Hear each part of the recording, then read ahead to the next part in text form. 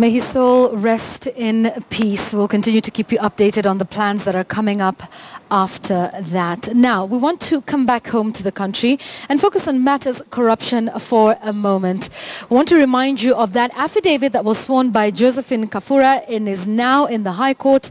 And she had some damning allegations in there mentioning quite heavily the former Cabinet Secretary for Devolution, Anne Waiguru. Today, in a press statement sent to newsrooms, she is asking the president to form a commission of inquiry into those allegations by Josephine Kafura.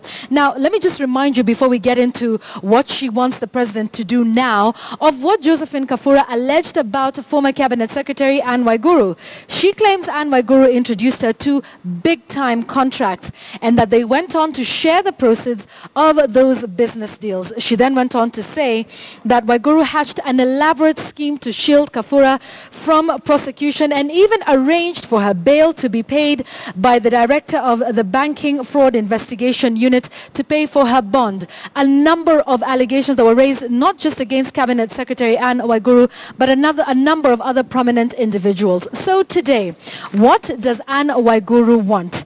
Let me just give you some highlights of that statement she made today that she sent to newsrooms. She talked about those matters relating to that affidavit. She said some very serious allegations have been raised against her, as we know, and she raises issue with the fact that the affidavit appeared just about 1 week after the EACC had cleared her of all charges. This is what she goes on to say. She claims that the affidavit has falsehoods and unsubstantiated allegations that have been treated as truth, fact, and evidence, and this is, I quote, despite my substantive responses to the preposterous allegations, a narrative continues to evolve that assumes the truth of an affidavit by a person already charged with several crimes. Now, what does she want?